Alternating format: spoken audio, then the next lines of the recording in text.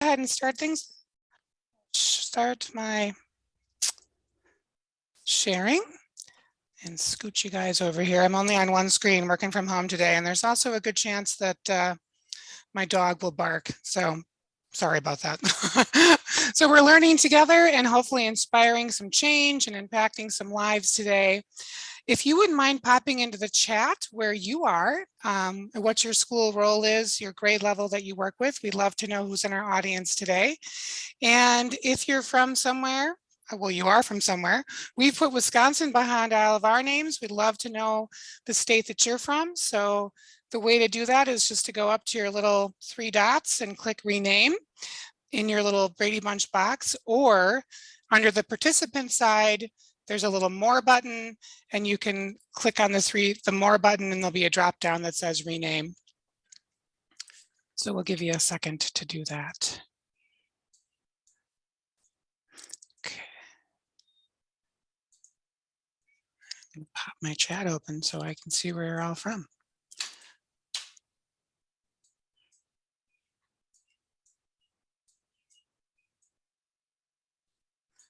Okay. It's so nice to see people from all over the place. New Zealand, my goodness, that's amazing. New Zealand and whatever, but it's also nice to see a couple stalwart Wisconsinites in here. Hi, we Diana. appreciate that. It's very amazing. It's so fun to connect with people from all over, really all over the world, right? Not just the country, all over the world. Yeah. What amazing things the pandemic did to all of us, right? This amazing Zoom technology and learning together all over. Ready. Well, we'll just keep the show going here. All right, Amy, you got this. So our schedule, we're meeting today. Our next session is Saturday next week at 9 a.m. Our sessions will be roughly 60-ish% together and 30-ish, 40-ish% in small group. That will vary depending on the day. So we do some front-end learning as well as digging into the concepts a little more deeply, and then we'll give you time to discuss in small groups of about 5 or so to digest the information in your setting and what it means to you. As a reminder, thanks for staying muted, and love to see you, although I only have one screen today, but if you want to keep your camera on, that helps us. There's also a little reactions button. If you've never used it, I encourage you to just click open where it says reaction and give a thumbs up or a heart. Just let us know you're happy to be here today. It's fun to play with that. Nice way to interact with each other, to use the reactions button. And please do pop in your questions. The reactions button, if you haven't updated your Zoom lately, you might not see it. It could also be hiding under your more button. That might be also where it is, but you've got to update your Zoom if you're not seeing it, which is okay. Okay, we're just going to keep going here. So we're already through our introductions, and we're talking about the logistics today of the book study. Once we're done with that, we'll get into the introduction chapter, have some discussion, and then chapter 1 and some more discussion. Basically the way it's going to roll. So we do have a gift for you, and actually I'm going to back up one slide here and throw into the chat. Well, I guess more than one. This is a copy of the presentation.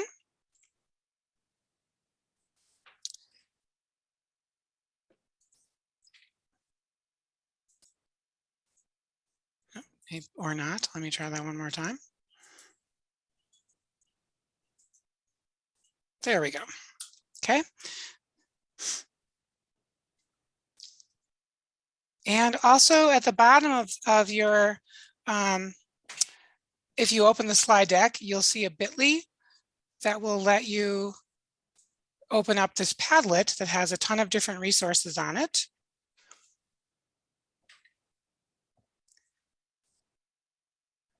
Okay, so the Padlet was created, I ran this book study through my CISA in the school year, and so many of these resources came from that experience.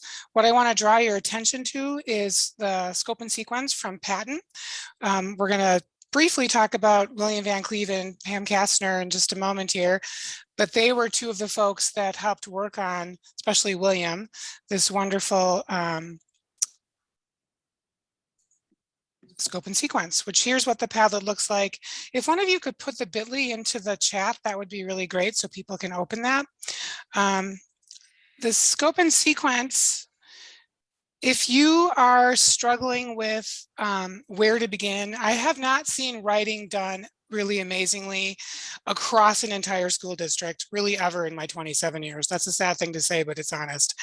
I have, however, seen brilliant classroom teachers teach writing. I've seen amazing teams do amazing things with writing all the way along. So it is possible to grow your writing skills by taking a look at this scope and sequence and reflecting from a systems level and also from a grade level what you need to do better, different, and when you should do those things. So B stands for beginning, D is developing, and S is secure, that concept is secure.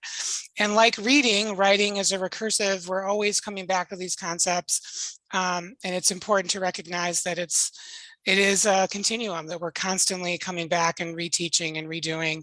But this is a great place to start. So if you have seen this before, yay, take another look. If it is new to you, you can check it out on the Padlet. Okay, just 1 second. Okay. All right. So getting into chapter 1.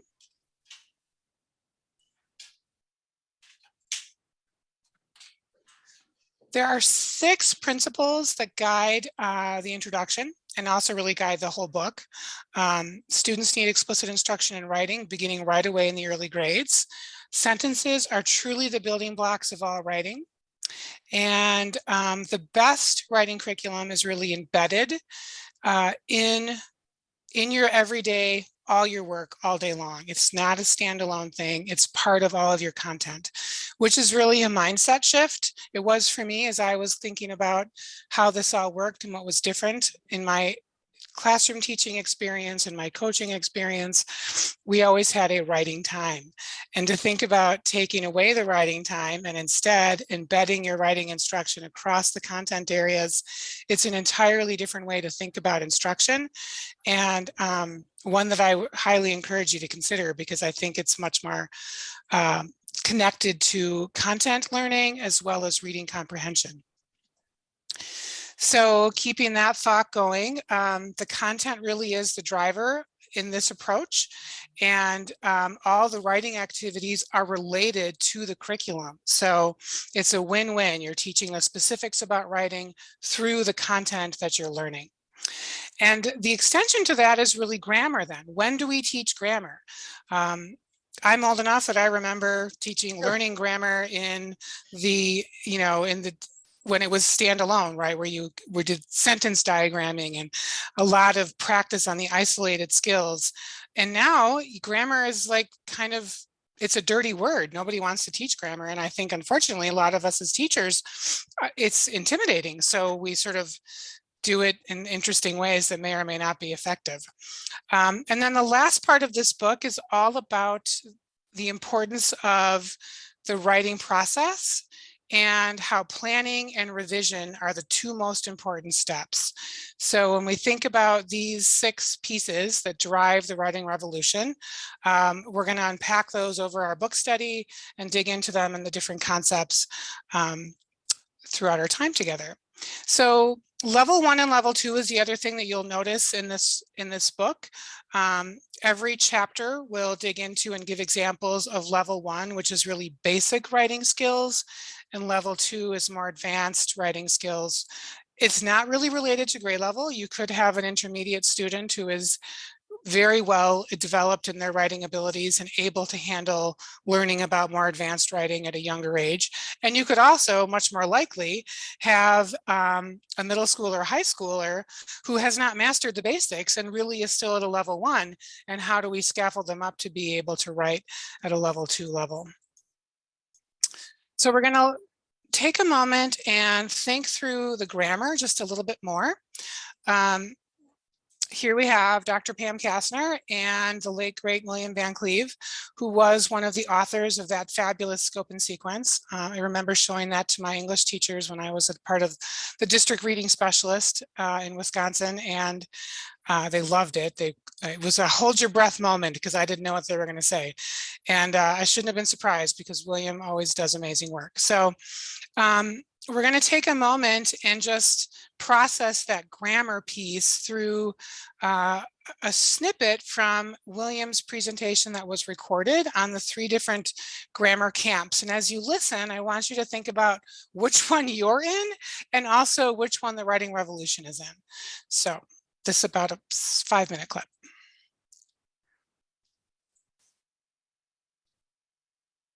Oops, hang on. You can't hear him. And labeling those parts of speech and sentence parts is a necessary component of ELA and makes better writers. Teach grammar in isolation. So that's camp 1. This would be somebody who downloads a Teachers Pay Teachers packet, perhaps of 50 pages of underlining nouns and has kids underline lots and lots of nouns to practice that underlining activity. Camp 2 is teachers say explicit grammar instruction is useless as an activity. It wastes valuable time and it makes students hate writing. Teach grammar incidentally as problems arise in student writing. And I just want to give you a little bit of a scenario so that you understand what this kind of syntax or this kind of camp involves. Let's say I assign a paper to my class and they go home and they write their papers and they come in and I collect them. And I find that 5 of my students of my class of 25, 5 of them are writing super short, little choppy sentences. And I say to myself, wow, these kids really benefit from some sentence combining. So what I do is I pull them aside at a round table, perhaps in the back of the room, and we have a little mini lesson where we address sentence combining. And we look at their paragraphs and we combine those sentences, some of them, and we try to increase the length of the sentences. And we do that as a hands-on activity. And I may even give them an opportunity to resubmit the papers now that they've done some of that sentence combining and think about how that looks. So that's camp 2. And that is grammar is taught only incidentally as problems arise in student writing. So we've got some problems with both camps that I'd like to identify for you today. Camp 1, we've got 2 problems. One is we have decades of research. We may even have half a century now of research that says that grammar instruction does not improve writing. And 2, typically when grammar is taught this way, students learn to fear or loathe it. So they're not going to like the instruction. They're not going to like the concepts. They're not going to get a lot out of it either. All right, but camp 2 has some inherent problems as well. First, when we teach grammar incidentally as problems arise, when we teach these syntactic concepts, when we see something that appears in student writing, we don't provide students with an overarching framework to show them where the concept they're learning about fits in the bigger picture. So this would be the equivalent of, if I'm a primary teacher, this would be the equivalent of my instructing students on the letter A, but not providing them the framework of vowels and consonants so they would know where that A fits and how that works. 2, there's not enough practice to internalize concepts. So one of the things we know about our struggling kids is that they probably don't need a different way of learning it. So they don't need, when they have their pull out or their intervention time, they don't need it taught with different language and different concepts. That's actually liable to confuse them. But instead that they need that instruction reinforced, maybe slowed down, repeated, and that they need additional chance for practice. So if I do a mini lesson where we do a little sentence combining and they fix their paragraphs, there's really no indication that that knowledge will translate into the next time they write paragraphs. And frankly, in the big picture, I don't care how that current paragraph looks. I care whether they've figured out the skills they need to make their writing better on the long term. Also, third bullet there, we have no link between writing and reading comprehension. We're not making that connection between students as writers and students as readers. And finally, we have no development of a common vocabulary or language to talk about sentence structure. So what I want you guys to realize is learning words like noun and subject and predicate, that's not really about knowing what those words are. It's about allowing us to communicate about sentences and ideas and comprehension. So we need to keep our eye on the ball. It's not about knowing what a noun is. It's about using the term noun to talk about these people, places, things, and ideas. So I've kind of visualized or envisioned Camp 3. And in Camp 3, we're going to use the language of syntax to facilitate better writing and reading. So we're going to keep our eye on the ball, if you will. We're going to make sure that our instruction is targeted at making better readers and better writers. And we're going to challenge ourselves when we're doing something and we can't really perceive how that's making kids better readers and writers. We're going to teach concepts using a logical sequential approach. I don't mind the many lesson where we're doing sentence combining, but we're going to give them the opportunity to understand how that fits into their overarching understanding of the language. Third, we're going to avoid rote memorization and excessive labeling activities. So if you don't know what rote memorization is, I'd just like to pause there and tell you. Rote memorization is the memorization of meaningless, disconnected facts. There are some rote memorization activities that are important. Say, for example, learning the multiplication tables. That's vital for advanced math. We're going to need to know those, and we're going to need to be comfortable with them. But there's also a decent amount of rote memory that is not useful for our learning. And a lot of the things like memorizing long lists of prepositions really aren't useful. They don't have an impact on the way students read and write. In fact, they're probably likely to be confusing to the kids. And finally, we're going to create reinforcement activities that engage students in genuine reading comprehension and writing practice. So we're going to make sure that the activities we do, that the things we work on with students, they're building better readers and writers. If a concept does not improve student reading and or writing, I want you to challenge yourselves and I want you to say, you know what, I don't think I should be teaching this. Why should I be teaching this? And then think, how best could I use that time in another way to improve their writing and reading? So a couple of research things. Number one, sentence combining has a strong positive effect on writing. We know this in study after study. So I would argue to you that if you're not currently doing some sentence combining in your writing instruction, you probably should think about that. Two, recent research indicates that grammar taught as it applies to writing has a strong positive effect on writing. So if we use that grammar instruction embedded into making better writers, we actually get a much better research effect than we would if we taught it in a vacuum, in isolation. And finally, syntax study can improve reading comprehension at the sentence level. And our final slides and our final thinking is really going to send that message home to you folks. Okay. So with that, William did a nice job of summarizing the 3 camps as well as 3 little research pieces related to writing. And when we think about, hang on, there we go. We think about the writing revolution. A big part of the writing revolution is providing deliberate practice, which has a very high effect size, 0.79 effect size. So anything over 0.4 is a tipping point for having at least a year's worth of growth in a year's worth of time. The closer you get to 1, the more growth you're making beyond a year's worth of growth. So we know that deliberate practice is really high up there. That's what the writing revolution is. Feedback, 0.64, and interesting feedback on motor skills. So we think about transcription and handwriting, that has a 0.92 effect size. All very interesting. If you haven't dug into John Hattie's meta-analysis on work around what works in education, it's definitely interesting stuff. Okay, so we've made it to our first spot where we're going to put you into some breakout rooms. And there are some questions here. Think through about your grammar. How do you teach grammar? Do you teach grammar? Which camp do you feel you fit in?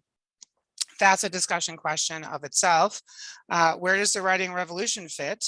And when we think about this question number 1, this is all about taking out the writing block and instead embedding writing across your day. How would that work in your setting? What would that look like? What conversations would you have to have? And all of you will have different things to bring to the table on that. So how is it different from traditional? Some other questions to think about in terms of that introduction chapter. The difference between a strategy and an activity is defined in the book. And again, that deliberate practice piece, the amount of deliberate practice you need to really be effective. What do you think it is? And what is there are no concrete answers to that last one. It's really about outcomes. So thinking through your work and what you're seeing. Mary, if you have time to set up the breakout rooms, I'm just all right.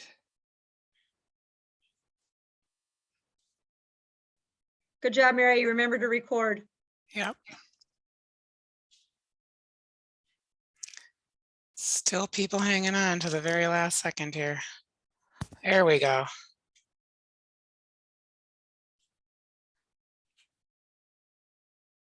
All right, welcome back. Any highlights anybody wants to unmute and share, or a question that came up briefly before we get into chapter 1? I know we're a big group and sometimes we don't like to share out when there's 76 of us on the call, but or you can put it in the chat if you want to. I found it encouraging that there were several retired teachers in my group, and I thought, oh, this is, so powerful that we continue to learn and we continue to be interested, and it's so exciting to be part of the movement that's changing the country. So it's quite exciting. Thank you. Hats off to those retired teachers that came. Thank you. That's wonderful. Hopefully you're helping to substitute and do good things with kids. Kim is asking, would you know the page number that discusses the difference between activity and strategy? Do you happen to know that offhand, Amy? Would be It's so page nice. 17. 17. Thank Yeah. you, Laura. Thank you. 17. Yep. And I my would, notes say strategy is an overarching technique and activity scaffold that supports instruction to get to that strategy level. That's what I have in my notes on the side. Does that match what you're understanding as well? All right, I see some heads nodding. I Okay. would support Diana's comment. I was in a group too with retired teachers. And what's really exciting, and some have gone back to work because they've been asked to come back to their districts. What's really exciting is that we see this science of reading ahas with some of our teachers in reading, but I'm hoping eventually we see the science of writing ahas, because I really do think writing has kind of been neglected over the years, and mostly because we didn't know how to teach it well. And a lot of our kiddos, we pushed forward too quickly and they never got those foundational skills, just as we have been doing in reading. And so I'm just excited that, maybe we can get some of this great information out into the schools and help our kiddos get those foundations first so they can move forward more easily and not be so frustrated by writing. Yes, one of the first grade teachers that was in my original book study of this, she is using Lucy as their main curriculum, which kind of jumps into writing head first and has the kids writing pretty elaborately before they really know what writing is. And she said that the anxiety level in her class during writing time dropped substantially when she backed things up just to the sentence level and got them to really write just really strong single sentences. And of course, the kids who were ready to do more did more, but the ones who were struggling, you could just see that finally there was, we don't learn when we're stressed, right? We have to remember that when kids are anxious and their anxiety is high, the learning that shuts down. So it's just important to know that that could be just because the task we put in front of them is too difficult. And how do we simplify it a bit? So thanks for that comment. That's very insightful, Sharon. And I think a lot of us can identify with it. Let's get into chapter 1, and please interrupt if you have questions or put them into the chat. This is a discussion, things to share. We have a lot in this section, but we want this to be meaningful for you. So as you said, the science of reading, there is also a writing rope. We have the reading rope and we have the writing rope. There's different versions of it. This one is from Joan Sedita. And you can see here the things that we really need to be spending attention on: the critical thinking, the organizing, drafting, writing, and revising. And of course, Writing Revolution would say the planning and revising are the most important steps. Syntax, that's where we are in this chapter, and in chapter 2, we're going to really dig into at the sentence level, what's important there. Sentence elaboration, grammar and syntax awareness. And then in future chapters, we'll dig into text structures and organization and so on, and cause and effect. We'll see a lot of that coming out in the future chapters, as well as writing craft. What doesn't get a lot of attention here is transcription, but it is important that kids have handwriting taught to them, and that it is embedded with, especially for kindergarten and first grade, that what you're learning to read, you're also learning to write, and we're forming those good habits and building the decoding and the encoding in parallel with one another. That isn't really addressed in the writing revolution, but it is a skill that must be in place for writing to really happen successfully. Yeah. Stephen Graham really talks a lot about that in his writings, the importance of handwriting and spelling, as it just like the importance of phonemic awareness and phonics to reading. These are like your foundational skills that you have to have in order to move forward for writing. And so if you get a chance to read, or there are numerous videos of Steve Graham online talking about writing, he really goes into those base level skills. So you might be interested in that. William Van Cleave also has some good articles and research and some webinars on handwriting as well to check out. So thanks, Mary. Chapter 1 has a lot in it. It is packed with content. What makes a sentence? Yes, thank you, Susan. Joan has a book coming out on this topic in 2023. That's exciting. The Writing Rope. Scoop from Susan. Awesome. I did not know that. Okay, so what makes a sentence? Identifying fragments versus independent clauses. And for the little people, and even though the Writing Revolution says grades 1 through 12, you can start to do some of this work in kindergarten orally. And that's, you see the page numbers here, the 4 sentence types, questions, conjunctions, appositives, and sentence combining. So much to unpack with that. And we'll get to it in chapter 2 as well. You automatically have to revisit this stuff. So let's talk about the heart of a sentence, right? Which is subject predicate, and how many of us are kind of uncomfortable with the word clause and what's the difference between a clause and a phrase. This is from training that William did that I was a part of many times actually. And it's only been recently that I felt like, okay, I think I can explain this. You know, a clause has to have a subject and a predicate. It might be a standalone sentence, but it doesn't have to be. A phrase is missing one or the other. So kids have to identify sentence, not a sentence, before they can really begin to write them, right? That's the sort of the first step. So these tasks could be done orally, or they could be done with, like you're seeing here. So I see a hand up. Sheila, did you have a question? No, I was just raising my hand to agree with you. Yes, thank you for using the reaction. Awesome. Okay, so let's try something fun here. Now, if you press your space bar, it turns your microphone on, and when you release your space bar, it turns your microphone off. So I'll do the first one. Until I receive your donation, this is going to be a clause, because we have a subject, I, and we have a predicate, receive. I receive. Really simple sentence. So this is a clause. For breakfast, okay, we don't have, that's going to be a phrase, right? So if you get the idea here, it has to have both to be a clause, a subject and a predicate, a doer and a do. So number 3, under the pillow, which one is it? Phrase. Phrase, good. And I can turn my annotation on, God willing. You know what, but you're in the way, so I'm just going to keep going. So since I slept, is that a phrase or a clause? Clause. Clause, exactly. I slept would be a simple sentence. Beside the grocery store. Phrase. Phrase, we're missing what happened beside the grocery store. Before she finished the pie. Clause. Clause. She is the subject, finished is the predicate. She finished the pie. As soon as the temperature drops, clause or phrase? Clause. Clause. Why is it a clause? Who wants to explain why it's a clause? Temperature is a Is it subject. the subject? Yep. And drops is the thing that happened. Mhm. Yeah. Yeah, good. So let's do a couple more. Because Mike could drive. What's that one? Clause. Clause. Mike drives. Let's skip down to since yesterday.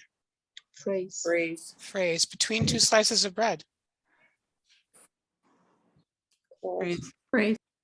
Ooh, was there hesitation? Between two slices of bread would be a phrase because we don't know what's happening between the slices of bread, right? Yeah, so this is, again, it can be done orally and it can be done in print, and kids have to be able to recognize a clause. It is the building block of the English language. It's the grounding of syntax, the word order that helps us know that something makes sense. So the rules for word order matter. Does anybody have a question on any of the other ones on the other side? I don't have a question, Amy, but I just wanted to comment that when you have a clause, you have to have a clause in order to make a sentence. But just because you have a clause doesn't mean you have a sentence. Okay, so if you see on here one of the number 16, the party ended at midnight, that's definitely a clause. Party is the subject and ended is the predicate. Since I slept is also a clause, but the party ended at midnight can be a sentence, but since I slept is not a sentence. So when you're explaining to your students, don't conflate clause with sentence, because not all clauses are sentences, which they will learn soon. Okay. Yes, and that whole idea with kind of getting into subordinating conjunctions here, but that whole idea when you're getting into the Picayune, William would say that it would start around grade 3 when you're really teasing out why since I slept is not a sentence, even though we have a subject and a predicate. The word since makes it a subordinating conjunction, right? It makes it or a dependent clause. That's where I'm going. It's a dependent clause. Since I slept, what happened? Since I slept, you know, the world ended. I don't know. Something happened. Okay. So there are 4 types of sentences: declarative, interrogative, exclamatory, imperative. This shows up. I didn't put the page number on this one. Usually I have, page 34. That's where you'll see the 4 different types of sentences. And we thought we'd do some interaction here and have you give us with the word. Jeannie, do you want to explain this one? Turn my voice off and turn yours on, or am I putting you on the spot too fast? Yeah, no, it's fine. So in the text gives us an example of using a vocabulary word and 3 different kinds of sentences. The teacher retracted what she had said, retract that statement, or will he retract that remark? And so we thought it would be kind of fun if we could take the word distract, and if we could use that vocabulary word and turn it and write those 4 different sentences with that vocabulary word. And I thought we were just going to, maybe you can put it in the chat perhaps. There's your 4 different sentences. You're welcome to use inspiration from my daughter when she was about 3 here, and our original cat, Sully, who our new cat looks a lot like, only he's 3 times the size. You know, or make up your own. Sure. So go ahead in the chat, use distract in a sentence and try to write a declarative, an interrogative, exclamatory, and imperative. Stop distracting me. That's good.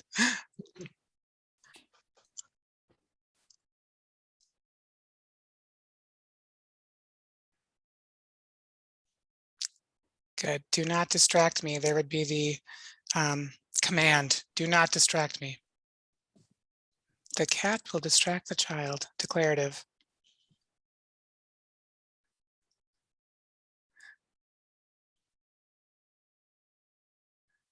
And so the radio is a distraction. That's a good sentence. It's changing the form of distract into a noun.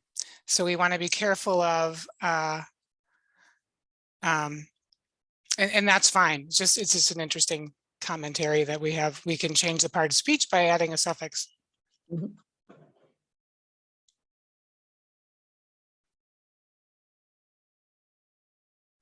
Thank you, Robin, for doing 3 different types in one.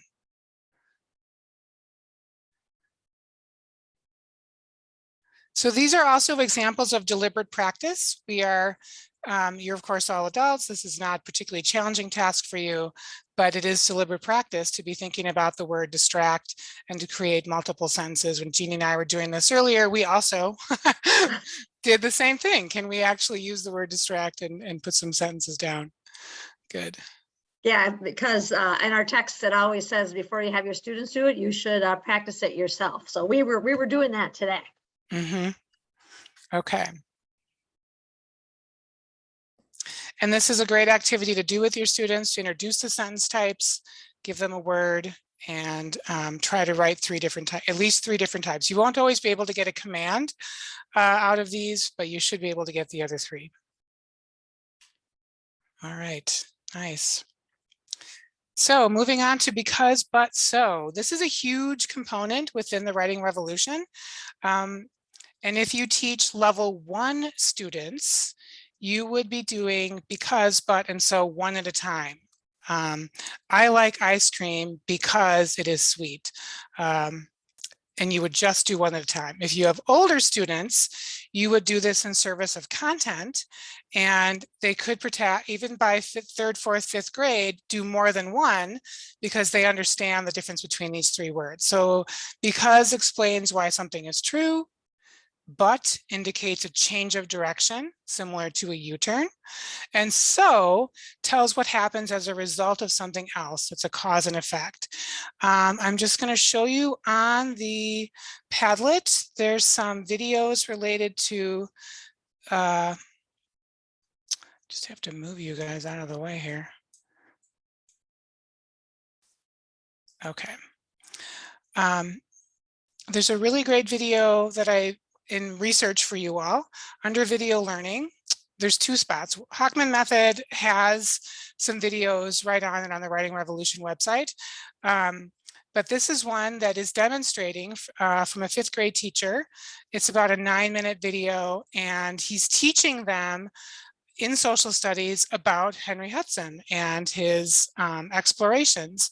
So you see the first couple of minutes of Henry Hudson and the learning around that, and then they transition to writing 3 different sentences about what they had just learned together and using that because, but, so format. And then at the end they share out. So it's snippets of this longer lesson, and it does a nice job of demonstrating how you would use content and why you would use content and how that would definitely improve reading comprehension, which is the whole goal, as well as writing. So let's do it again. Let's write some more together using because, but, so. We gave you some level 1. Seeds need light to grow because. What's true about that? Seeds need light to grow, but. And what's the U-turn? Seeds need light to grow, so what's the cause and effect? Or you could try the one on critical. The critic thought the book was mediocre because. So if you taught older students, you might want to try this more difficult one. Let's give it a go.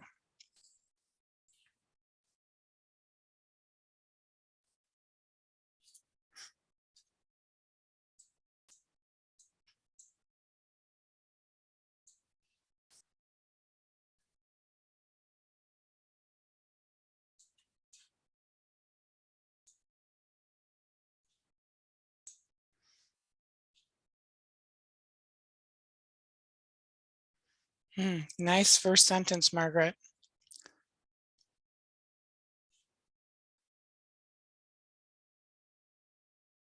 Susan, seeds need light to grow because this is a part of photosynthesis. Yep, that's a true statement.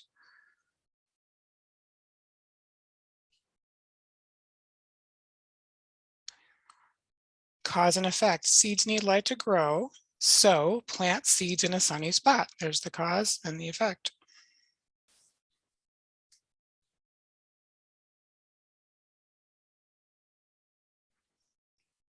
I was just going to say, where's a but one?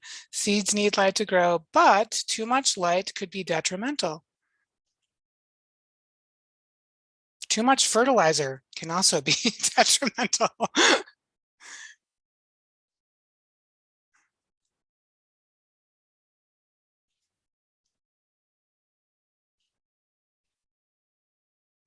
You can see when you're writing these sentences how at different ages, you're helping kids understand the content of what they've been learning, either through reading or through read alouds. It really makes them process the content of what they've been reading. Absolutely. And the other thing this does is we talk about syntax. Now we have a more complex sentence because we've got the conjunction in there, but, because, or so, and it's changing the meaning, right? Seeds need light to grow is an independent clause. It is a complete sentence. But now we change we add something to it and making it more complex. And this is where kids get lost. Like, why is the but in there? What does that mean? So when we practice this, they process not only what they're learning about plants, but also the syntax that they can then apply in their writing beyond just these sentences that are helping them learn the content. Good job adding more.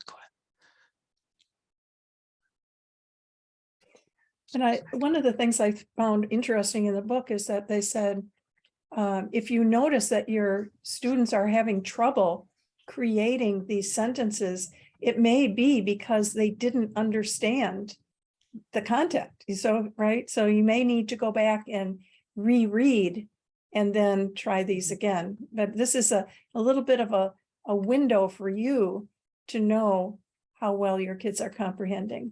And every chapter they emphasize, don't try this until you feel like you've done the content enough times that they can do it, right? So you're reading it, you're talking about it, and then as a culminating piece to help digest at another level, they're writing about it. But if you jump to the writing too soon, that's going to be a problem. And a lot of this can also be initially shared writing. You're sharing the pen. So you might be in the learning process doing some of the sentences together. And then later, as you learn more, the kids, you're releasing them to do the because, but, so on additional content that's been learned. And I think, like, as a middle school teacher, right, trying to get all my content area teachers in my middle school, just using this simple little strategy. Yeah, would make a big difference for kids' thinking and writing skills. This strategy, this activity is so elegant. It's so simple, but it's so elegant. The selection of those particular three conjunctions and what you can do with those three conjunctions and how it covers such a wide range of what kids need to comprehend. Yes. And I love how, is it Nerman? Is that how we say your name? You switched the order. The plot was poor, comma, so the critic thought the book was mediocre. Excellent job of just flipping. The plot was poor. That's a complete independent clause. And then you've got the rest of it. So the critic thought the book was mediocre. Excellent. Well done. Yes. Very important to have a focused menu of activities across the grade levels, Diana. Yep. Okay, so nice job on that activity. Here's words that scared me. What is a subordinating conjunction? Anyone else scared by subordinating conjunctions?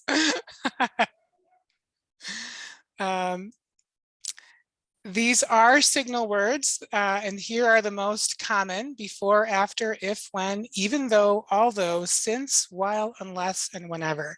They are on page 43. And so a conjunction, as William would say, would join two ideas together, and they're sort of equal ideas. But a subordinating conjunction, you've got this main idea, and then you have this idea that comes underneath and kind of undermines it. You know, it changes the meaning of it. So, and you can think of a word like although, you're definitely conflicting, right? Whenever, I mean, these are words that are making you think something contrary is coming on, right? It's not going to be a smooth piece. So again, back to a technique that William used in his training. Yep, I'm stealing from him because I know that he cared about me and he'd be okay with it. So all the words here are clauses. So now we're not worried about phrases. Everything has a subject and a predicate. Some of them are independent, some of them are dependent. And the fun fact about dependent clauses is that they can be subordinate clauses. So, so we have, let's see if we can identify our independent and our dependent. Constantine joined the sports club. Is it independent or dependent? Independent. Independent, good. Since Abraham Lincoln was elected.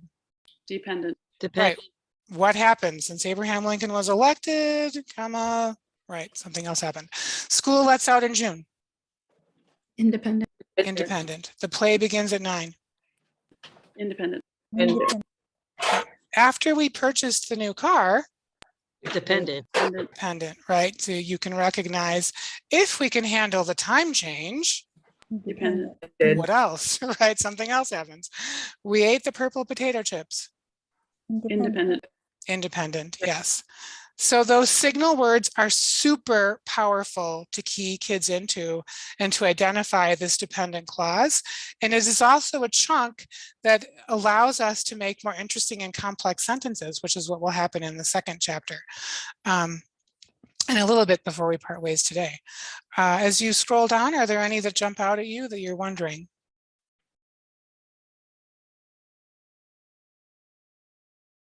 What is even when you struggle with your math? Dependent. Dependent. Dependent. Even when you struggle with your math, you still pass. Okay, if TV remained black and white, it wouldn't be very interesting. Yeah. Okay, so you get the idea here, hopefully, that's a little helpful. So we're gonna, I know that was a crash course on subordinating conjunctions. We're gonna crash course a little bit on the positives, and then we're gonna put you back in breakout rooms to create some sentences together. So positives on page 46 describe the noun. Again, this is another word that just made my heart kind of stop. Like, what the heck is in a positive? I don't know what that is. And the English teachers in the group totally know what it is. But this is we don't really speak with the positives. This is a phrase that describes a noun. So New York City, comma, the largest city in the United States, comma, is a major tourist attraction. The appositive describes a noun, and it's never going to use who or that. It's always just going to be a phrase that tells more about the noun that came before it. Abraham Lincoln, comma, the 16th president of the United States, comma, was president during the Civil War. You can also remove an appositive and you have a complete sentence. New York City is a major tourist attraction. That's a complete sentence, right? So the appositive adds more. It's a great thing to key kids into because first of all, they kind of get lost in that language when you were defining the noun that was just said. So let's practice putting these together. Combine the following sentences using an appositive and a subordinating conjunction. My son Jack actually is a tuba player. He actually does love marching band, but in this did not like marching band and needed to pass the class. So, good question. Are positives usage similar to a hyphenated statement? I'm going to argue possibly yes, but I don't know the official answer to that. When my husband was in the room looking at this, he was like, well, couldn't you use a hyphen in there? So if anyone wants to chime in, feel free. We'd love to hear your thoughts.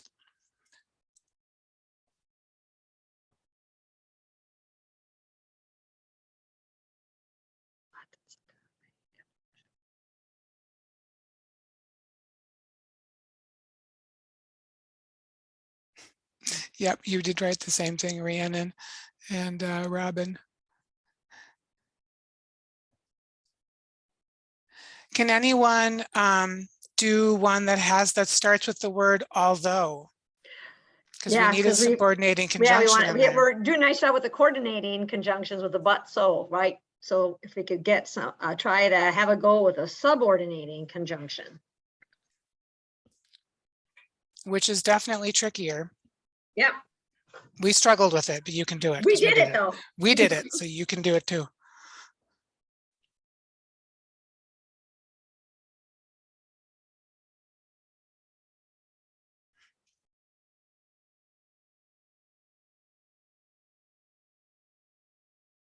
There you go. Now we've got the subordinating conjunction in there. Although Jack, comma, a tuba player, comma, did not like marching band, he needed to pass the class.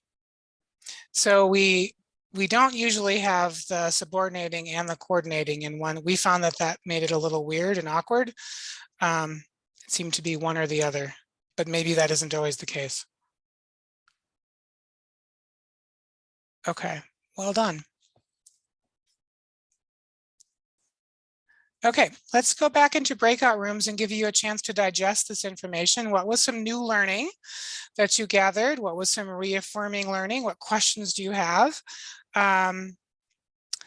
So what insights did you gain from supporting reading comprehension? Be specific. Can you identify at least 3 ways to incorporate oral language and why that's important?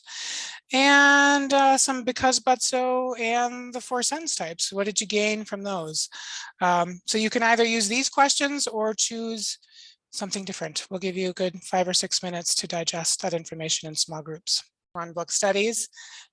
And what I really love feedback on, which I'll make a Google form for next time, is just, the balance of talking versus like the presenter talking versus you talking. Where is your comfort? Do you want more time to be in breakout rooms? Do you want more time for group conversation, whole group? That's useful for us so that we make this as beneficial to you as possible. So we don't have a feedback form at this moment ready, but if you have ideas that you want to put into the chat, we will absolutely take those and probably post us a Google form on our Facebook page if you feel like you want to attend. We meet again next Saturday on the 25th, I believe, 9 a.m. for chapter 2. Hope to see you all back for that. And again, just let us know if you need more or less on the conversation piece. We want to make this good for you, that it works for you. Pause there.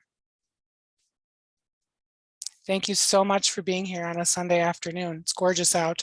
At least it is here in Tomahawk. I don't know where you guys are, but it's beautiful here. Cloudy here. You can use the same link for each one of these book study meetings. But in case, if you're like me and you lose the links, I'll send out the day before each one of the meetings. I will resend the Zoom confirmation of your registration that has the meeting link in it so that it'll be handy for you.